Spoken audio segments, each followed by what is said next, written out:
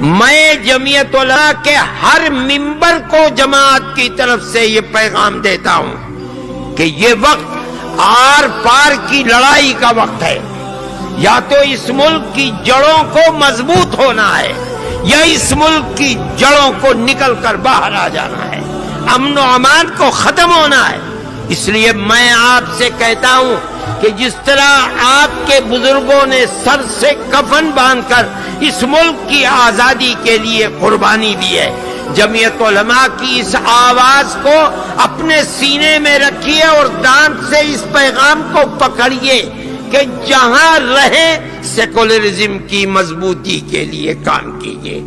اور وہ طاقت جو فرقہ پرست طاقتیں ہیں اور پورا میڈیا ان کا بکا ہوا ہے، چاہے الیکٹرانک میڈیا ہو چاہے پریس میڈیا ہو، آپ کو اس کی پرواہ نہ کرتے ہوئے آپ جہاں رہیں آپ اس ملک کی بقا اور تحفظ کے لیے اپنے بزرگوں کے قدم بقدم چلتے ہوئے سیکولر طاقتوں کا ساتھ دیں اور انہیں آگے بڑھائیں، فرقہ پرست طاقتوں کو پیچھے دھکیلیں.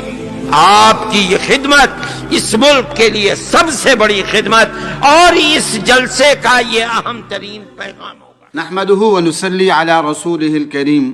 آج امت مسلمہ کا سب سے بڑا المیہ یہ ہے کہ آج امت مسلمہ نے جہاد جیسے عظیم فریضے کو چھوڑ دیا ہے، جس پر سینکڑوں آیات موجود ہیں، ہزاروں احادیث موجود ہیں. حضور صلی اللہ علیہ وسلم کی زندگی کا ایک بڑا حصہ جہاد میں گزرا، صحابہ کرام کی زندگیوں کا بڑا حصہ جہاد میں گزرا.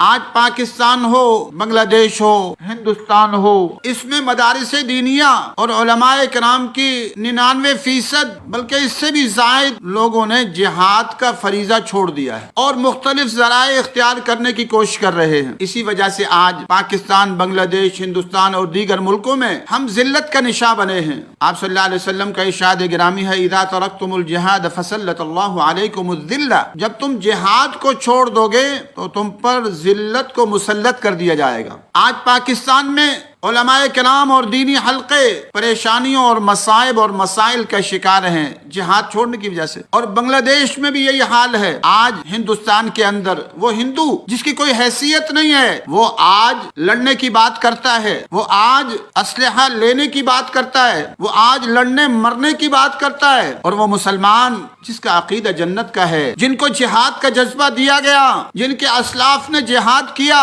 آج انہی کے علماء اور بزرگ جہاد سے دوری اختیار کر رہے ہیں. بلکہ اب تو حضرت مولانا ارشد مدنی حفظہ اللہ ہمارے بزرگوں میں سے ہیں. ان کا ایک افسوسناک بیان سامنے آیا ہے اور اس میں وہ کہتے ہیں کہ ہمیں سیکولر طبقوں کے ساتھ مل کر رہنا ہوگا. انا للہ و انا الیہ راجعون. آپ کو تو جہاد کی بات کرنی چاہیے، آپ کو تو کہنا چاہیے کہ ہمیں ان طبقوں کے ساتھ مل کر رہنا ہے جو طبقے قرآن و سنت کے نفاذ کی بات کرتے ہیں.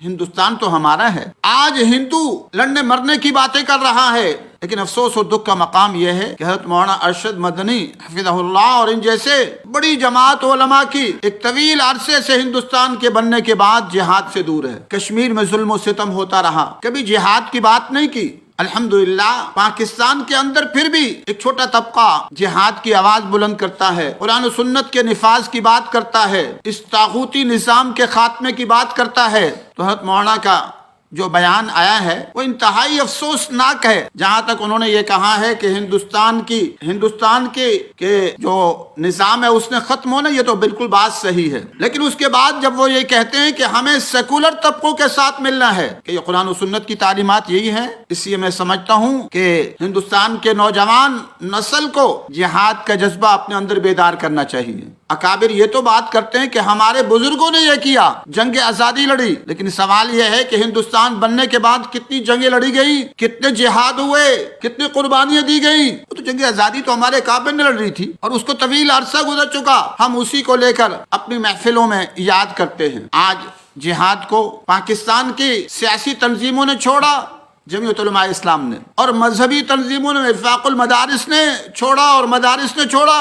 بنگلہ دیش کے اندر بھی ایسا ہوا اور ہندوستان کے اندر بھی ایسا ہوا، یہ المیہ ہے۔ اسی لیے بعض اوقات جو مجاہدین ہیں ان میں کچھ کمزوریاں نظر آتی ہیں تو علماء شکوہ کرتے ہیں۔ اس کی بڑی وجہ کیا ہے کہ 99% نہیں بلکہ 999% بھی کہا جائے علماء کا طبقہ جہاد سے دور ہو گیا، وہ دنیا کی آسائشوں کی، راحتوں کے، مال و دولت کے پیچھے پڑ گیا۔ اب ایک چھوٹا سا طبقہ ہے جس کو اتنا دین کا علم نہیں ہے، وہ جہاد کی طرف آ رہا ہے، ان میں کمزوریاں بھی ہیں۔ اسی حضرت مولانا ارشد مدنی حفظہ اللہ سے گزارش کروں گا کہ اب آپ کو جہاد کی آواز بلند کرنی چاہیے۔ جہاد کی سینکڑوں آیات آپ کو بلا رہی ہیں، ہزاروں احادیث بلا رہی ہیں، حضور صلی اللہ علیہ وسلم کی زندگی کا بڑا حصہ آپ کو دعوت دے رہا ہے۔ غزوہ بدر، غزوہ احد، غزوہ خندق، 27 غزوات حضور صلی اللہ علیہ وسلم نے کیے۔ تو جمعیت علماء ہند نے کتنے غزوات کیے؟ جمعیت علماء اسلام نے کتنے غزوات کیے؟ آج پاکستان بے حیائی فحاشی کا اڈا بن چکا ہے۔ آج رات ہی مجھے کسی نے بھیجا کہ اسلام آباد کے اندر دوبارہ مساج سینٹر کھل چکے ہیں۔ آج پاکستان، بنگلہ دیش، ہندوستان بے حیائی، فحاشی اور یعنی اور بدکاری اور زنا اور شراب کا اڈا بن چکا ہے، اور کروڑوں علماء ہیں، کروڑوں ان کے ماننے والے ہیں، کروڑوں تبلیغی جماعت ہے، کیوں خاموش ہے؟ قیامت کے دن کیا جواب دے گی؟ کیا ہم نے ہمیشہ رہنا ہے؟ یہ زندگی ہمیشہ رہے گی؟ یہ تو ختم ہو جائے گی۔ اور پھر جب ہم اللہ کی راہوں میں نہیں نکلیں گے تو اللہ تعالیٰ فرماتے ہیں الا تنفروا يعذبكم عذابا الیما، اگر نہیں نکلو گے تو میں تمہیں عذاب دوں گا۔ آج جہاد کو چھوڑنے کی وجہ سے انواع و اقسام کے عذاب آ رہے ہیں، بیماریوں کے عذاب، لڑائیوں کے عذاب، جھگڑوں کے عذاب، فسادات کے عذاب، تو یہ سب وجہ جہاد کو ترک کرنے کی ہے۔ تو جمعیت علماء ہند کو جہاد کا اعلان کرنا چاہیے اور کہنا چاہیے کہ ہم نے ہندوستان میں جیسے قرآن و سنت نافذ تھا ویسے نافذ کرنا ہے۔ بنگلہ دیش کے علماء کو اٹھنا چاہیے اور پاکستان کے علماء کو، سیاسی علماء اور مذہبی علماء سب کو اٹھنا چاہیے۔ جمہوریت دجل و فریب اور دھوکے کا نام ہے، اس کا قرآن و سنت سے کوئی تعلق نہیں ہے۔ اللہ تبارک و تعالی ہم سب کو حق سچ کہنے کی توفیق نصیب فرمائے۔ وآخر دعوانا ان الحمد للہ رب العالمین۔